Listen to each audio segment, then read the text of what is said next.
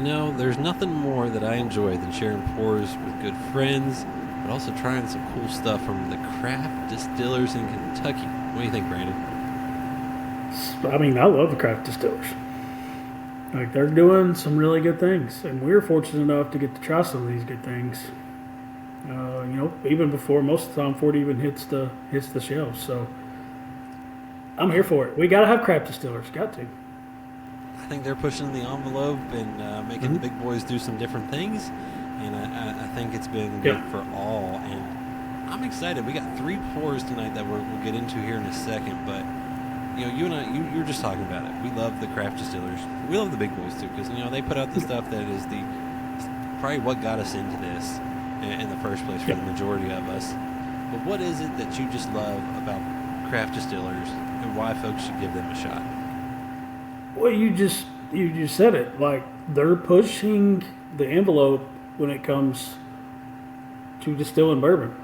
They're doing things that has never been done before, never even thought about being done before, just because for I don't know 200-300 years, it's been distilled mostly the same way. Bourbon has its own set of laws, which we all know, and this is still bourbon, or even these craft distillers are doing whiskey in the sense, but they're doing things a little bit different. They're playing around with mash bills. They're playing around with maturation process. They're playing around with, even even the distilling process. They're playing around with. But and again, we're like you said, even the big name players, the guys that's been there for hundreds of years. That's always going to be there. The consistency of your big name, like, yeah, we love those. Those have a place in our heart. But I don't know, man. These craft distillers are doing something different. They're doing stuff good. We're getting some just new innovation, new innovative minds in the game, and it's And some that we may even say are a really little good. crazy. We'll probably have one of Yes, those tonight. yeah, tonight, correct. that is proofing something down with Rosewater of all things. Who thinks of that? I You're don't know. speechless. We'll talk about that one when we get to it. Well, and Yeah. I'm excited to try these because we've got like a craft, a bigger craft distiller that's doing some stuff. Got a cool campus. We've got a non-distilling one that's doing some working on blending, and I'm curious to see where they go next as they kind of continue to scale up their operation. Then we got a guy that's veteran owned, veteran distilled. The name says it all. They're a maverick doing all sorts of interesting things in Lawrenceburg. So shall we hop into our first one? And that's, of all things, a rye whiskey that I think you and I always enjoy. Absolutely. You know us. All right. Cheers. Little Months Monks Road. Road Rye. Okay. Smells great.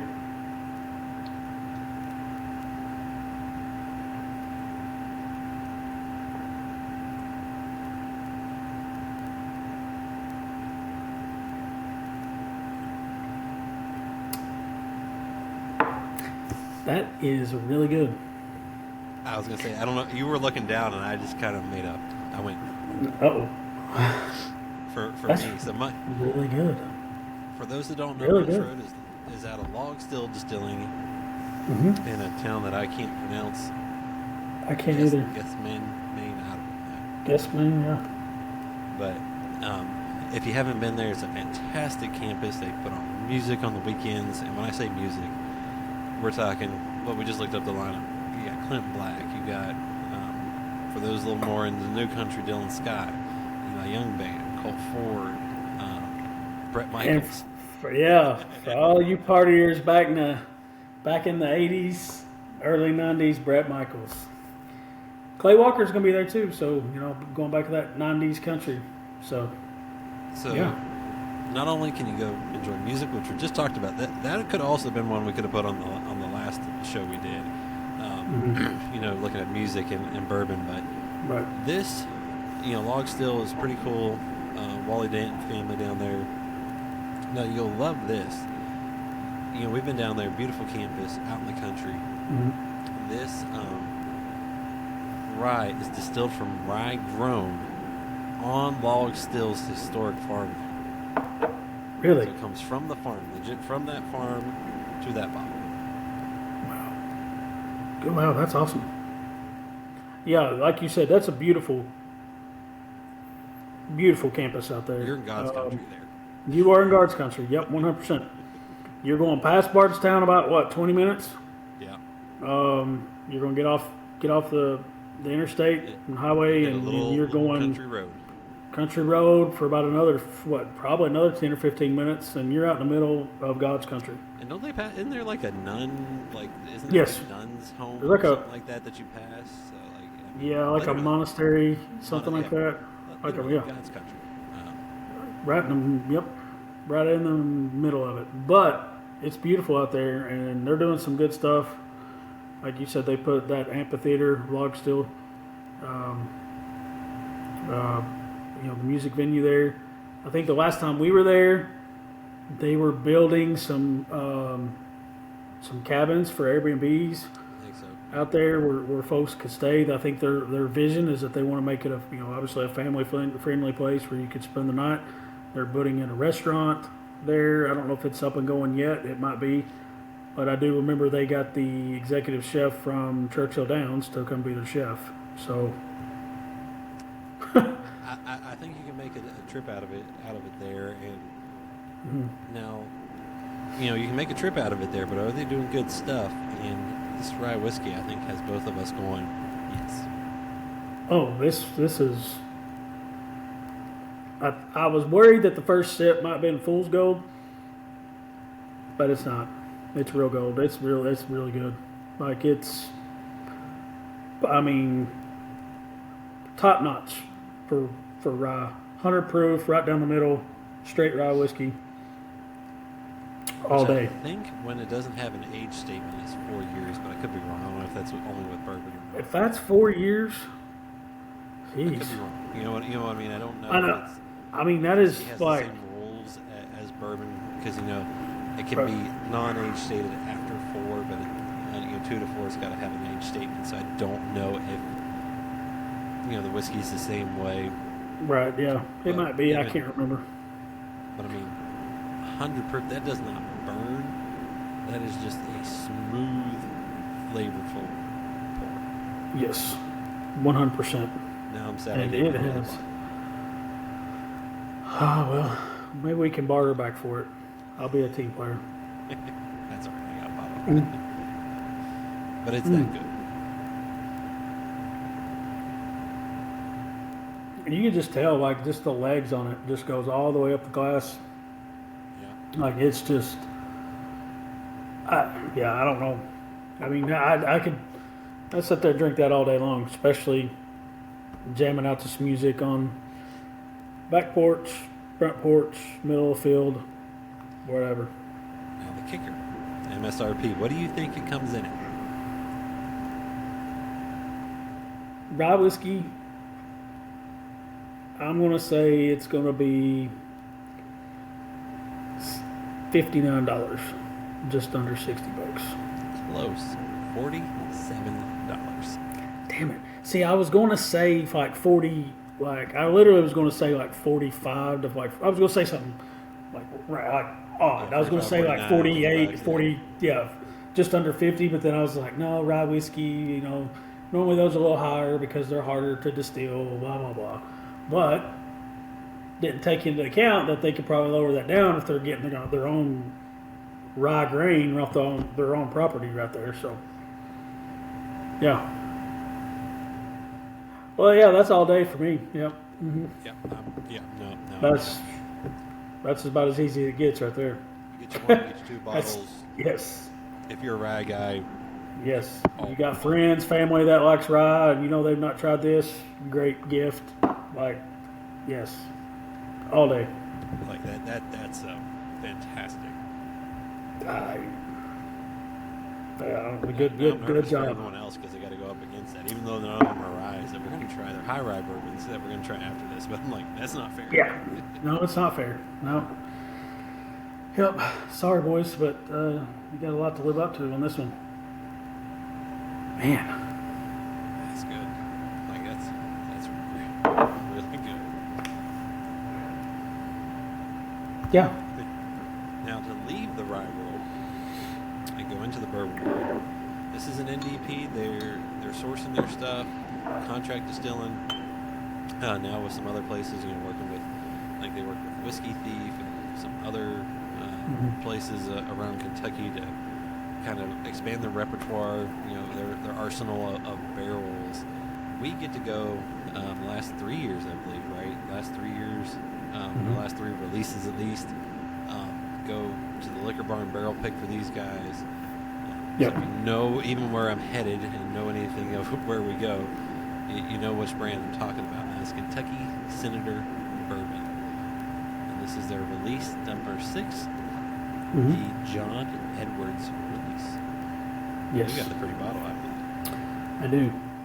Now, what's cool, I do really like this because I'm a history guy, especially if you like our own state history.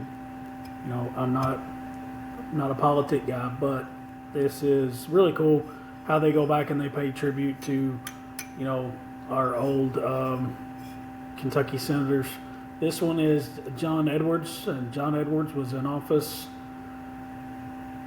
He was Kentucky's 2nd U.S. senator, and he got elected on June 18th, 1792. So we're going way back. Yeah. Yep. Way back. Huh. Yeah. Yeah, because on the same day, the first senator was elected on the same day. So, John Brown. So, yeah. And I love, too, that they try to, any of the ones that didn't maybe only served one term or however, 4 to 6 years, they try to keep those ones in the age statement for their bourbon in that realm, to kind of do the term of a senator. And for those that don't know, any brand that says Kentucky in it, it's Kentucky Owl, Kentucky Senator Bourbon, whatever, has to come from Kentucky. That is state law. They won't allow you to call it Kentucky Senator Bourbon and put bourbon in Tennessee as in there. So. That is, that's one of the things I really appreciate about what these guys are doing is that they will not, like you just said, it has to be bourbon from Kentucky, distilled in Kentucky. It doesn't matter when it was distilled, doesn't matter when it was barreled. It could be a barrel that some farmer bought 30 years ago and stashed it in his barn and forgot about it. Like, hey, I think they would love to find that one. I don't think me they too. found that one yet. Yeah, I would like to find that one too. But no, it has to be strictly from Kentucky for them. So that's what I appreciate about that. That's they've got their standards. Like we want it to be, and it's always 107. It's always 107 proof. I didn't even have to tell you that. You knew that. And what's cool for us on this one, and same with like the last 2 releases, right? We got to taste all the barrels. This is what I would legitimately call a small batch bourbon. I think this one was maybe 5 or 6 barrels, I believe, by the end. Maybe a few more. Yeah. I think you're right. I think it was. But regardless, even if it was a few more than that, a couple years ago it was like 4 barrels. Before that like 4, because the single barrels took up. Take one out, you have one less, and it's been cool to see how different those barrels taste, and then but blended together what you come up with. That's a fun process to just see how 6 barrels can be so different. Some similar, some not. Yet blended together, they make something really cool. Yep. No, I totally agree. Yeah. Shall we try? It's rock and roll. Rock and roll. Cheers.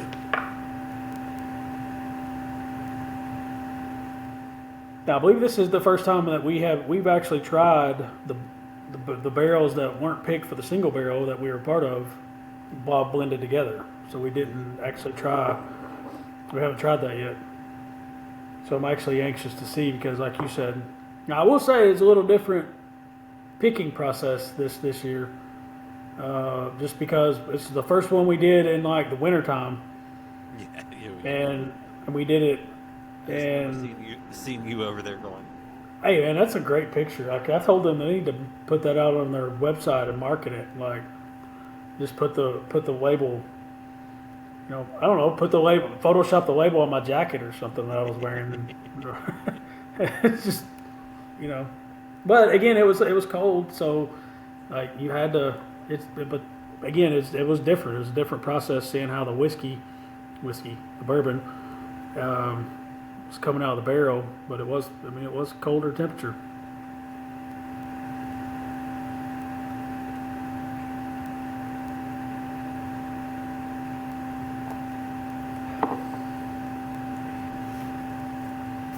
I mean, it was cold.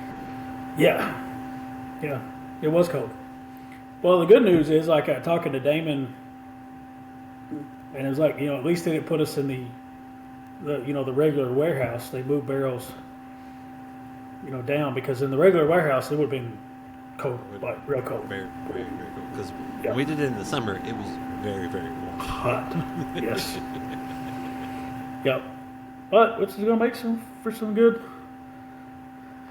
Get some good juice maturing in that warehouse, but yeah. All right. So what are you getting on the nose? What are you thinking here? I can't figure out what I'm getting on the nose. I get spice on it. Now, do I know what spice I'm smelling? No, but I just smell. I thought you were smell some you knew all the spices. I mean, I do, but it's like, if I just try to like really pull something out of a hat, like everybody's going to know on this show that like, yep, he's full of shit. Yeah. So that's me full of it. Yep, I do. I mean, it does get.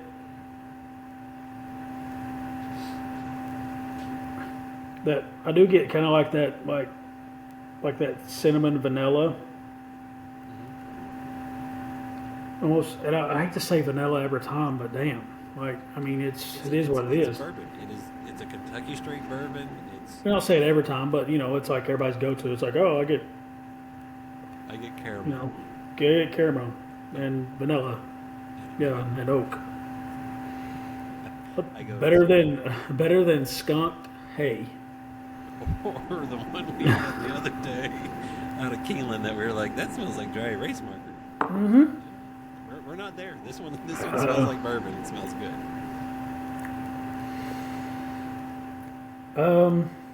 Yeah. That one, I got a different taste. Different aftertaste on that one. Like the first one was kind of like, kind of borderline funky, but then now that one it kind of mellowed out a little bit. But I will say right now, it's got flavor to it. Like it ain't lacking in that department. Now, whether that's good or bad, that's up for you to decide. But it's not like it's kind of it's kind of that funk coaster, man. Like it's. Again, I don't think it's. I personally think it's a bad thing right now. I don't anyway, but. No, and it's a high rye mash bill, 75 corn, 21 rye, 4% malted barley, like I said, 107 proof. Age statement of 7.5 years, proudly displayed on the bottle. Yep. It's, I don't think we've ever really disliked anything that they have put out. I think Dave and Andre, we have similar flavor profiles, or at least close to it. Now, I will say our single barrel favorites might be a little different than theirs. And, that's true. Yeah. And they got 2 single barrels out this year. They got Liquor Barn and Justin's House of Bourbon. So if you're looking for something a little more unique, check those out. They got some good stuff. They got some cool things coming down the pipeline too. I don't know if we're allowed to say, but I'll just put it in that realm. They've got some We've got some They're staying single busy. barrel. Yes. Yep. Yep. And they're doing some stuff for um, another state. So, which will be fun and interesting. I hope we get invited to that one. But I don't know if we're going down to that one. I bet you though, we I might would get to go. go back for another liquor barn single barrel pick. But I would definitely go down for that one. what are you thinking on this pour? Because like you said, it's got some funk to it. A little bit of a roller coaster, like in a good way. Yeah. You know, a high rye. I mean, I'm not hating. Not hating. No, I'm not. I'm not either. Like I'm really not. Like,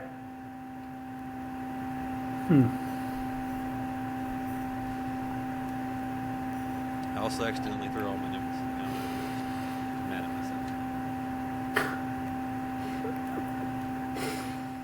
well-oiled machine on this show, man. Love it. Yeah. No, I actually like it. I really do. I think it's very it's again we're kind of biased when it comes to this because we've been a part of these barrel picks for the last 3 or 4 years, and we've tasted all the barrels. Now, do we remember what every barrel tasted like? No, but we do remember like pretty well what the single barrel selection was. But we've not had the opportunity, especially this year. And I know in a couple of years past we did, but I don't remember it. It's been Yeah, a lot of as I said, bourbon I don't ago. think we got last year's release, or like I said, last year we got sidetracked Right. with life, but Yeah. But this one is the first, like basically the blend. Yeah, it's fresh on our mind, like you know what I mean. But it's like you take the blend of all those 5 or 6 barrels that was left over that wasn't the single barrel pick, and you blend that all together, and you get this. And I like it. I really do. I think it's got a lot of flavor. I also think that it qualifies it leaves your mouth with that juicy feel. Going back to my word, but yep, no, that it's juicy. Like it really is. It doesn't leave you. Here's the kicker. I know. We've gotten on them in the past for the price point. Hmm. What do you think the MSRP is this time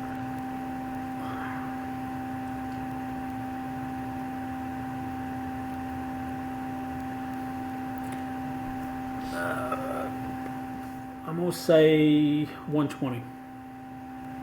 Very close, 130. Yeah. Okay. All right. I can get down with that.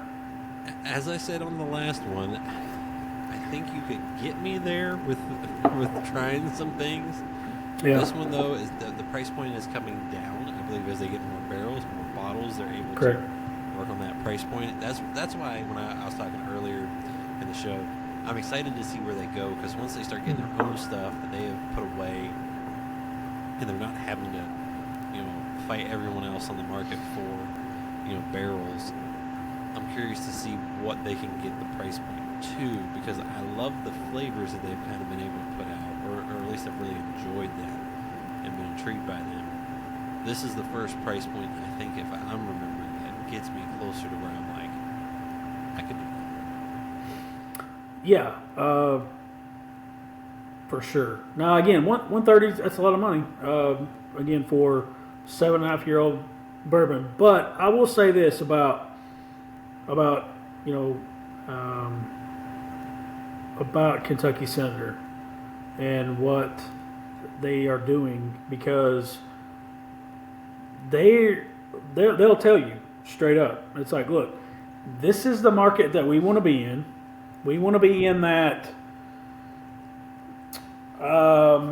That kind of we want to be in that premium, yes, that premium niche craft market, but they want to be in that premium selection. It's like they only offer so many bottles of this, and then once it's gone, like it's it. You don't see it again.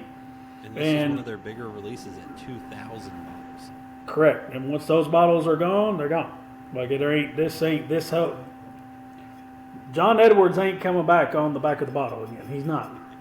Sorry, that's it. At least not for a long, long time. So, and it's also the part of what I like what they're doing too is because the collectability of it. Because this is release number 6, so if you put all, you collect all the series and keep going, then you're going to have a pretty damn good collection. Especially if that's your thing. But that's what I appreciate about them because they'll just straight up tell you, and they've told you and I, point blank a couple times. It's like, look, like we get it, we hear you, but this is what we want to be. This is where we want to be. We want to be in that, in that corridor of that just premium niche craft, whatever. Which is a very growing yes portion of the market. I'd say that's probably where it's growing more than anything. I think what you're seeing is people go toward the lower cost and the higher cost. In the middle, you get some where I think there are some fantastic pours at $50, yes. $60, $70, $80 a bottle. Correct. No, there is. Yeah. Yeah. And even the single barrel is the same way. Like single barrel is probably going to be more because it's single barrel. But again, it's again 130. It's a lot of money for 7.5-year-old bourbon, but you could do worse. So I am a yes on the juice and a proceed with caution on the $130 price. You can talk me into it, but you can also talk me out of it. What do you say? We'll say yeah. I mean all around. Again, like listen, I wouldn't be mad or wouldn't blame you if you said $130. No, I can't get there. Okay, yeah, that's totally fair. Because the juice is good, it's different. There's a lot of complex flavors going on here, but you just got to understand. And again, I'm not making any point to anybody, especially that's a bourbon enthusiast, because they're going to look at me like I can get on the shelf and get something. I think that they think is better for, $30 to $50 cheaper. But you can say that about anything, exactly. But for this, especially for what they're doing and the collectability of it, and that's something I want to do for myself. I need to, but again, I'll have to bribe Damon and Andre to see if I can get some back bottles because all those other releases, they're gone. Once they're gone, they're gone. Unless you just get lucky and find it in a store somewhere. But once they're out, they're out. And then wait till the next release. And I believe the next release will be here sooner than later. And yes. So you're a yes all the way around. I'm a yes with a little bit of caution. Right. Trust your gut on it if you're willing to get to the 130. Now here's one that I am very curious to see. Yeah. We love Larrikin. We love Greg, his wife over there and company. This guy has me very intrigued. Oh man. I'm feeling all the emotions on this guy. Now, just a public service announcement to all of our loyal fans. We have not tried this. We just opened the bottle today, and that was just to divvy out my sample portion. So I have no clue where this is going to go. But we shall see. It's a pretty looking bottle and label. Oh, I like it. I like the roses, the little pink in there they did with the roses and stuff. But yeah, I just want to ask Greg what his process is of making this Rosewater. I wonder if he makes his own Rosewater. I wonder if he goes out and he orders a bunch of roses. They make it now. Whether it's him or not, I don't know. Well, no, he is they. Well, yeah, like, you know what I'm saying? Like, so I want to know what the process is. Like, where do you source your roses from? How hot or cold is the water that you steep these roses in to get this beautiful Rosewater? Like, I don't know. Like, I've got questions. Sounds like we need another flight night. Yes, we do. Yes, Greg, looking at you, sir. Looking at you. I just loved what you said earlier. Because Greg called me a precious flower. Yes. Look at what who's the precious flower now? Mm-hmm. Literally. Crocodile Dundee making Rosewater. Hot damn. See what happens when you travel all over the world. Man. You like different things. Yep. No joke. How about, yeah. All right. Well, It smells good. I don't get roses. No, it's sweet though. Yeah. Honestly, it's more of a traditional nose, like several that we've had recently. What you just earlier said you hated to say. You get vanilla. You get like maybe some brown sugar. Like you get those classic, aroma notes. You do get the classic nose.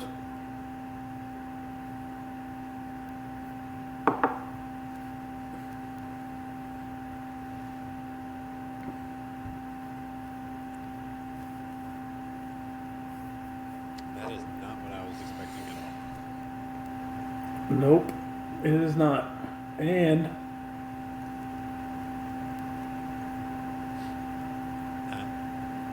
I am confused.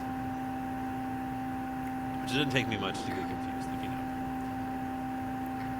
But that's confusing. I don't know what.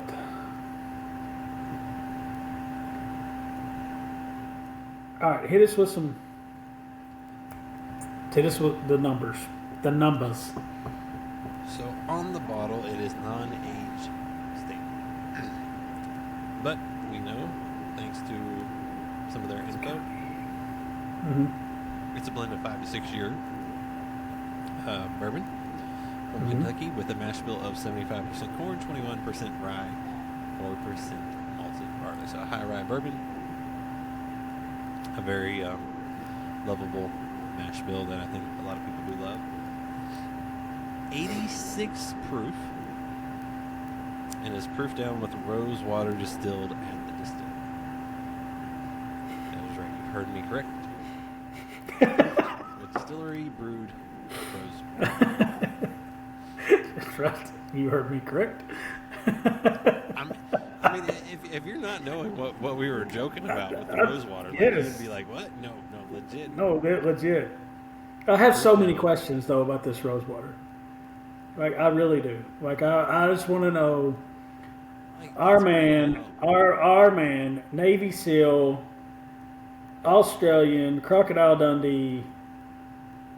What in the world did he come up with Rosewater proofing down? I don't know if it was on their website or social media or whatever, but apparently Greg developed a soft spot for Rosewater during his many adventures through the Middle East, India, and South Asia. Because he's from Australia. Right. Then ended up here in the States, and of all places, Lawrenceburg, Kentucky, right. when it was all said and done. But yeah, and what I don't know about you. To me, what is weird is you're thinking Rosewater, you're like, okay, floral, soft. I honestly don't get that much softness with it. I think it amplifies. I don't want to call it harsher because it is not harsh in any but you get it drinks hotter than what it is. I don't know if that I don't know, even maybe obviously some tea type. I mean, it's funky. I could get some tea type stuff. This reminds me of something. If you all have ever been to the Funkatorium in Asheville, North Carolina, this is something that they would come up with. Literally. Hey, craft brewers, craft distillers doing the same Correct. thing to both markets. Correct. But I don't know. Like that's a total, just a mind warp. Yeah, I don't know. I don't hate it. I probably kind of like it if I'm being honest. But I don't know. I'm so confused. Whew, man. I just have so many questions. We have to do another Fought Nut because I've got so many questions about this Rosewater process. Like, what kind of roses are we doing here? Are we doing red roses, white, pink, yellow? Like, are we throwing some thorns in, some stems? Like, what are we? Like, I don't know. Like where these roses come from? Like, are they coming from a local forest? Or are we growing Are them? they just down the street? You go to Are we someone's just house, down the cut off- street? Yeah. Someone comes out, they don't have rose bushes. Does Greg have a neighbor that he doesn't like, and he's out there with his not vision goggles and his his military camouflage, and he's just like snipping them at night?